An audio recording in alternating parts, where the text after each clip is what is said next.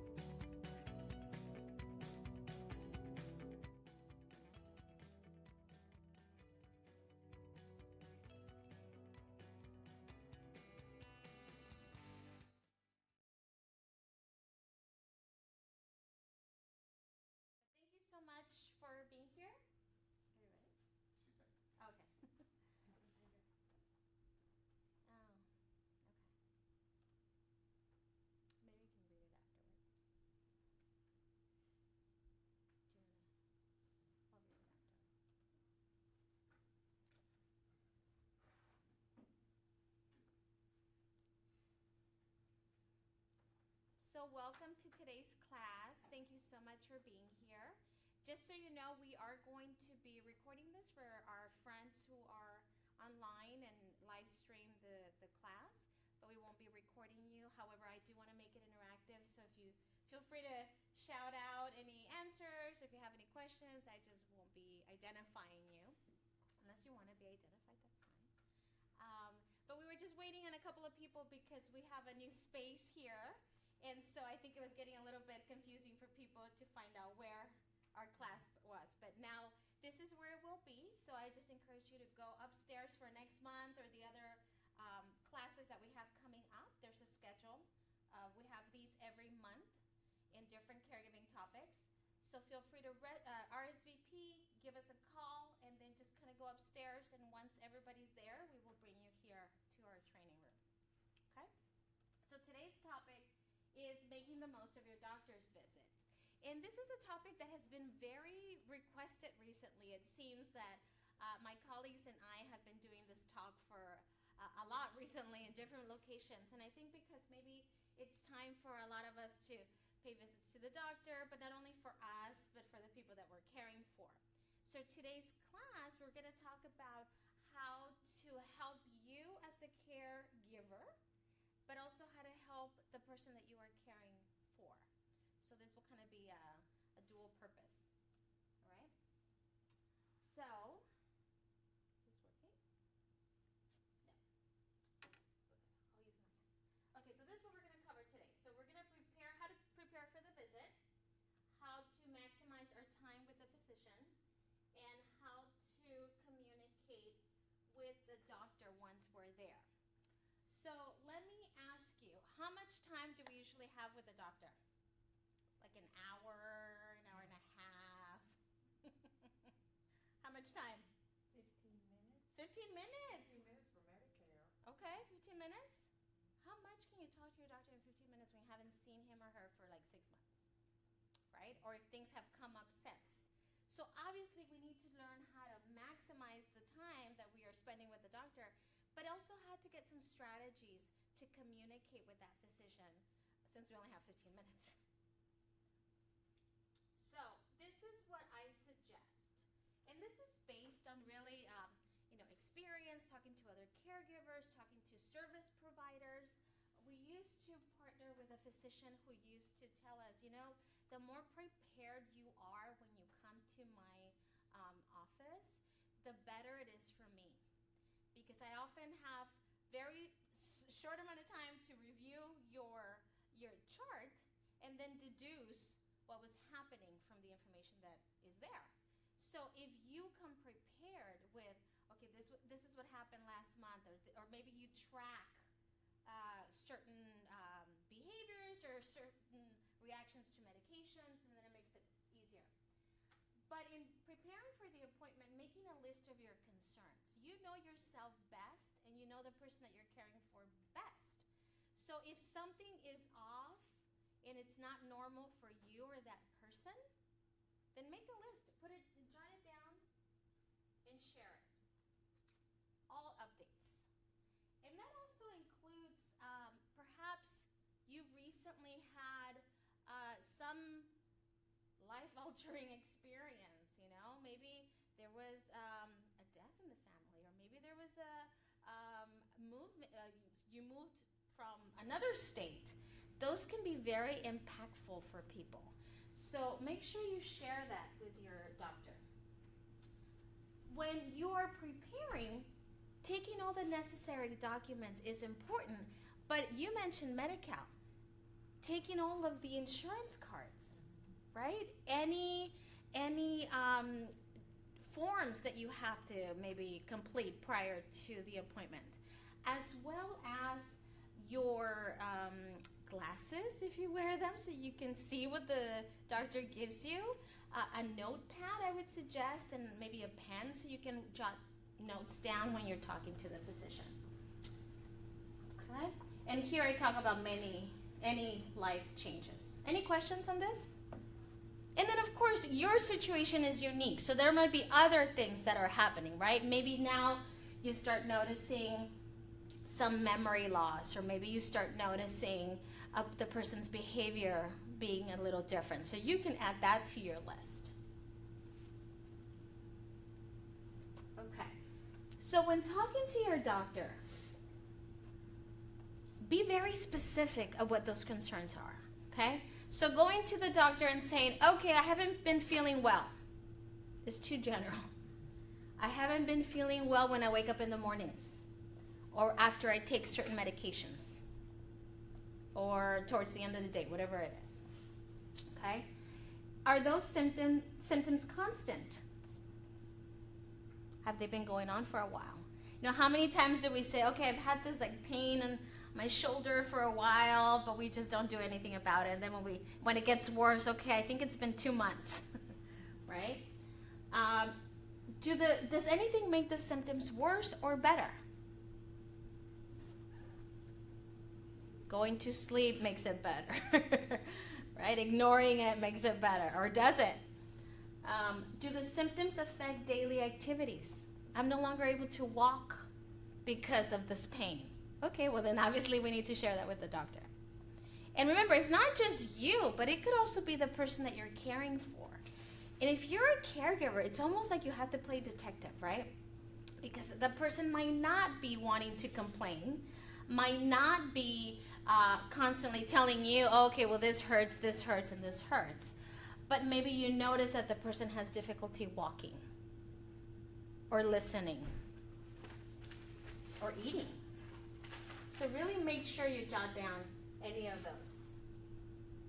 Okay, so let's think about, right now at this time, take stock of maybe any medications that you personally take or any supplements. Okay, just think about yourself, any vitamins, any things that you take.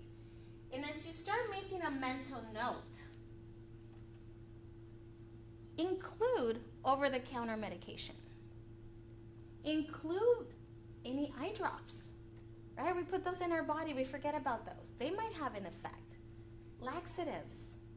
And this is just a really quick list that I put together, but perhaps these are things that are countering the medication that our physician is giving us. And again, not just us, but also the person that we're caring for. Because we don't think about these, right? We just say, oh, well, I just take some vitamins. Well, maybe too much of this vitamin is having a negative effect. Okay, so making a list and sharing that with your doctor is good. Okay. So I know this is a little challenging sometimes for us because we want to tell the doctor we feel great, right? And even sometimes in talking to caregivers, when they say, well, I take my mom to the doctor, and then we get there and my mom says, everything's what? Well, fine. The toothache that doesn't ache until when it gets to the Yes, doctor's office. right? Everything's fine. I'm fine. I've been fine. Well, but you were just complaining yesterday about this. No, it's good. So let's really think about being honest. What is happening at home? The doctor's not there. So again, the more we give the doctor, the better it is that he or she's going to be able to help us. What are your daily habits? Okay? And I'm not talking about, putting your elbows on the table, but I'm talking about like, do you eat breakfast? Are you taking the medication with food? Are you drinking enough water? Are you getting enough sleep? Those are things that are important. Decide which questions are the most important. Remember, we only have 15 minutes. So what is it that is the most important question? And that's why sometimes jotting down all these questions, even if you have 20, is important, because by prioritizing them, if you get to all 20, great. But if you only get to 10 or 5, at least you've got the most important out of the way. Okay? Stick to the point. What do you do when you go to the doctor sometimes? The first thing that you do when you go to the doctor? Ask them how they're doing. Yeah, how are you doing? And you start chit-chatting, right? Oh, how are the kids? And, oh, we went on vacation. Oh, I like your painting. It reminds me of this. And there go your 15 minutes, right? So it's great to be social and it's great to be friendly, but we really need to get to the point. Remember, this is for our benefit, right? It's our health. So why are you here? You're here for a reason. So what is the reason? Let's stick to the point. And then it's really important to assess. You are your best advocate, and you are the best advocate for the person that you're caring for. And let me just kind of put it into perspective, okay? If you go on, let's say a trip, right? You go on a trip somewhere, and you start talking about the trip. What do you start talking about? Oh, it was what? It was good. It was bad. This is what I liked. This was great. Oh, I shouldn't do this next time. You kind of start talking about how it went, right? And if you go, let's say, to a restaurant and the service was horrible, or the food was terrible, or the prices were too expensive, what is it that you talk to your friends about? That experience, right? You're assessing that experience. How often do we assess the visit to the doctor? Probably never. We don't even think about it, right? We just go. And if it was a good visit, okay. But if it was a bad visit, he's your doctor. You go back, right?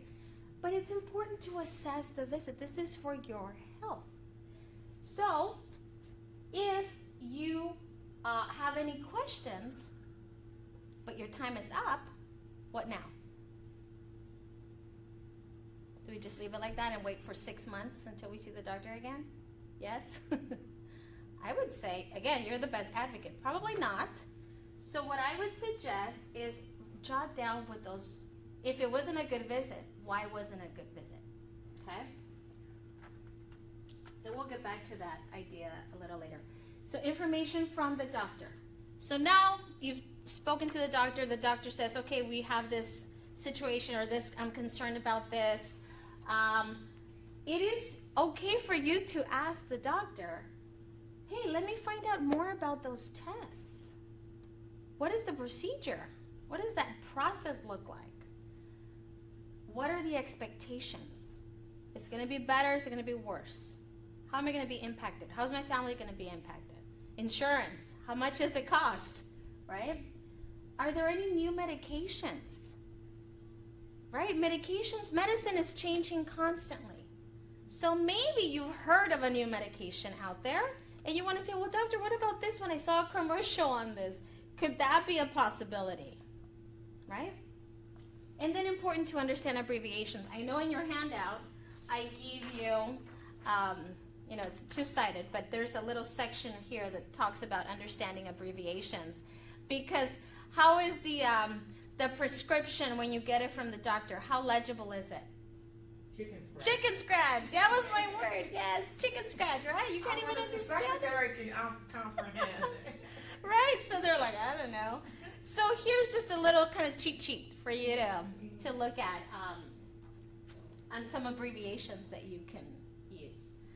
So there we go. So now once you have that information, and if you have other questions, of course, feel free to include them.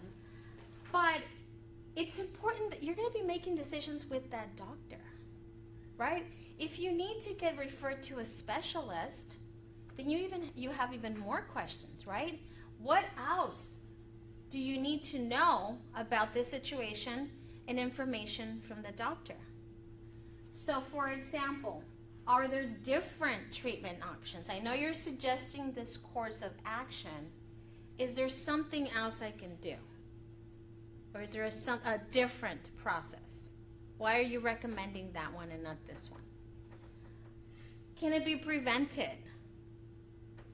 Right? And a lot of times we don't have that ability, especially like if you're talking about cognitive decline or dementia or Alzheimer's, for example.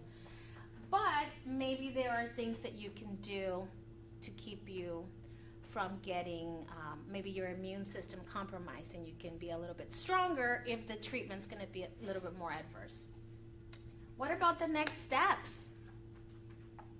Okay, we plan vacations. How about planning our treatment course? What is it going to look like? Do you have to go here 3 times a week, once a month? How often? Okay? Any questions so far regarding this? Yes? You definitely want to, like what you mentioned with Alzheimer's, maybe there is in modern day a support group, Absolutely. group like this one we're having here Yes. in your community. So to repeat the question in case people didn't hear is attending a support group. Because sometimes you get a diagnosis of, like, let's say dementia or Alzheimer's disease. Now what? Yeah. Right? It's a very daunting experience for somebody to go through. So if you find a support group where other people are going through the same thing, then that gives you the support that you need. Maybe it gives you some tips, some ways to manage the process, the treatment process, and also some resources. You know, you have a better understanding. Okay, let me get more information. We have a great library here, videos I and. found out about it in Oh, good. the Fenton Parkway Library, which is Yes. one of my many libraries that I Oh, visit. good. They have it over there on the stand by the computer room. Oh, good. Open to So the public. public libraries, great. We also have a library here in our building, in our office, that is very specific to caregiving, to maybe dementia, Alzheimer's, treatment activities, etc. Okay. So I encourage you to check those out and learn from each other. Okay. So this is the abbreviation one. Okay. So I always encourage people to really, really find out more about the situation. What do we do now? Right? How many of you here are caring for someone? I know you're caring for someone. Grandson. Okay. Are you caring for somebody with dementia or? Okay. So it could be kind of scary, right? To get that person that you're caring for now has dementia. Okay, what does that mean? So maybe finding more about that diagnosis. Why is it dementia and not this? So maybe you can, I thought it was that, right? It's also important that there are things that you cannot change. We love to have control over everything, but sometimes we can't. So if we cannot change the diagnosis, like dementia, now what? What do we do?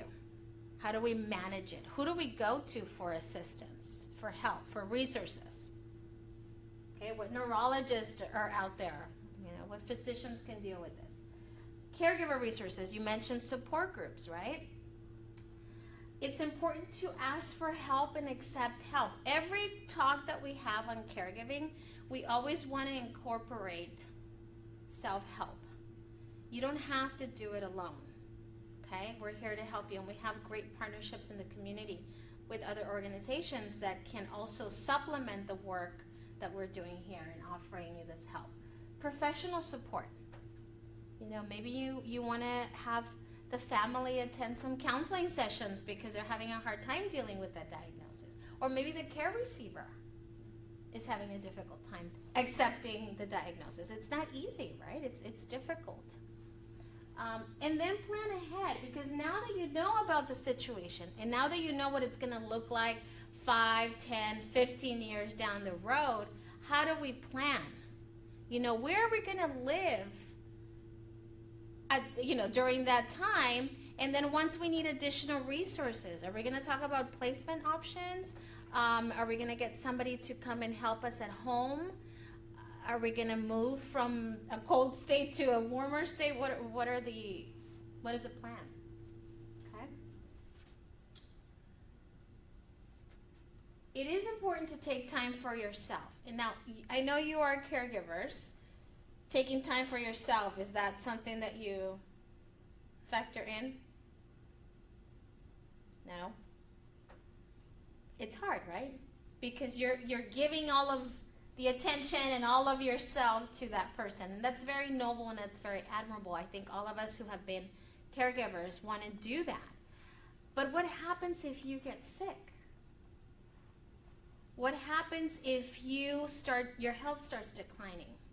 And now when you go to the doctor, they start realizing, okay, well, we're now concerned about you because you've been neglecting your care. So now who's going to take care of that person if you're sick? Now there's 2 people that need care, right? And we need to bring in a 3rd person. So then it's important to really take time for yourself. Take a break. Get some respite. You know, find ways to Take care of yourself. And that's why I put this in red. And I want you to really look at it and really absorb it, really soak it in. I have the right to take care of myself. It will enable me to take better care of my loved one. And your loved one is going to appreciate that you're caring for yourself, because then you'll be more refreshed and not as stressed and not as upset because they keep asking the same question over and over, right? Which can be a little upsetting sometimes. I already answered. It's Wednesday. It's not Monday. As much as I would love for it to be Friday, it's still Wednesday. But then understanding why is it that they're asking you that question over and over. And if you need a break at that time, get a break. Okay? Any questions so far? Okay, so I want to make reference to the handout. And I know our friends online don't have the handout, but I can mention some of these. And so what I wanted to really go over is in maximizing our time with the doctor. If you have a way that you can, I know some caregivers, and talking to some caregivers, have done charts where they literally chart their blood pressure. Or when they take all of those supplements. Because then what happens is when they see the doctor can look at, let's say you have a little spike, whether it's this way or this way, and the doctor can say, okay, you know what, everything else seems fine, let's focus on these irregularities. What was happening here? Oh, this is the time that I moved. This is when I fell. This is when we were having some financial problems, so I was really stressed. And so then it's easier to focus on that and maybe kind of weed some things out. Okay? So that's, it's important to do that. For the care receiver, we talked about sometimes the care receiver will say things like, oh, I'm fine. You know, how's it going? Everything's great. But maybe for the care receiver, also jot down things. I noticed that in the mornings, he is a little bit like this. Or in the evenings, he tends to be more agitated. What's happening? It's only in the evenings. Can anybody guess? They have dementia or Alzheimer's? Sundowning, right? But you don't know that. So then maybe by sharing that with the doctor can say, oh, okay, so then let's really look at this situation. Or the person's not eating as much as he used to. When I was a caregiver, I remember noticing my great aunt is who I used to care for. She had a hard time chewing, but I didn't know that. So then the doctor would be, asking me, well, is she eating well? Yeah, I'm giving her the food, and I think she's eating well. Well, I noticed that she wasn't really eating. Her portions were getting smaller and smaller. But it's because she was having a hard time chewing. So that's why, noticing these little different changes can be helpful. Okay, so if you turn the page around, I have some questions which we covered that can help you. That can help you kind of start the process of jotting down those questions. Okay? It is important to really, really take stock and assess your daily habits, but also your interactions with other people. Yours and the person that you're caring for. We're social beings, right? So sometimes you can notice that a person is a little bit more withdrawn, or not as engaging, or not as interactive. Why is that? And the doctor might have these questions for you. Why do you think that is? Maybe there's a hearing problem. The person's not listening, he can't hear you. So you keep asking them the question over and over and they can't hear you. And so you get upset, and you might think it's dementia, but maybe they just need a hearing aid. So it's really kind of figuring those steps out, okay? What I wanted to show you now, and if I can get Maricela to give me some of these handouts, because I really encourage you to, all of them, oh, thanks, to talk about resources, right? to attend or at least find out more about some of these activities that we have coming up. So the first one is free classes for family caregivers. And this is specifically for people who have dementia, Alzheimer's disease, or memory loss. And they're called REACH. And they take place at different areas throughout the community, different times of the month and hours. You have the flyer, but I encourage you to go online and find out more information because they're very specific. It's actually a 4-week series where they talk about the situation, maybe the behaviors, how to manage those, and then the resources that you have. And it's also a class setting, so you have the opportunity to meet other people who are in that same situation. So it's kind of like a pseudo support group of people that are in that same situation as you are. So that's this flyer, the REACH flyer. And let me just flip it over here. The next, and I'll put this here, but I'll talk about them individually. The next one is a conference that we have coming up on Friday, this Friday. And it's for military and veteran family caregivers, specifically those who are caring for someone with a traumatic brain injury or post-traumatic stress disorder. Because we are noticing that those families, they tend to be younger, but there's also that whole added layer of the invisible wounds, right? It's almost like when we talked about pain or maybe it hurts here, you're able to pinpoint, well, this is where it hurts, doctor, what's going on? But when you have something like TBI or PTSD, it might not be so easy. So then we are here to help those individuals as well. And this conference is going to bring experts to talk about some of these topics. And it's, again, Friday the 13th. Hey, Friday the 13th. At 9:30 in Oceanside. So, again, if you want more information, go on the website. This is the list of classes that I showed, or talked about earlier. And we do them every month here. They're going to be taking place here. And the next one is called Holding a Family Meeting. And that one's really important because sometimes families have to really deal with the hard questions of, okay, now we went to the doctor, we did everything Martha told us, took notes and asked the questions and was, very honest with the doctor. But the doctor says now that there is, let's say, dementia. So now what? And if it's so advanced, we might have to place. So now what? And it really requires a lot more people involved in that conversation. And sometimes that can be very tricky because there's a lot of different personalities and different opinions, right? Family drama. So then how do we do that? So that's the next month. And there's also a workshop coming up on April 20th. That's next Friday in Logan Heights. And it's called Caring for the Caregiver. It's a workshop. And we are going to specifically talk about, if you have this one already, it's on the back, home safety. So really assessing the home and see how they all kind of complement each other. It's kind of we build on these talks so that you have these tools because, again, now you have the diagnosis, you have the family meeting. Here's an example of now how do we keep the person safe in the home. Right? So that we can prevent wandering, we can prevent falls, we can prevent the person from getting injured in their homes. A lot of the injuries are avoidable, and yet they happen because you had a rug that the person tripped over and now they have a broken hip. Right? So this topic is going to be very important, so that's on February 20th.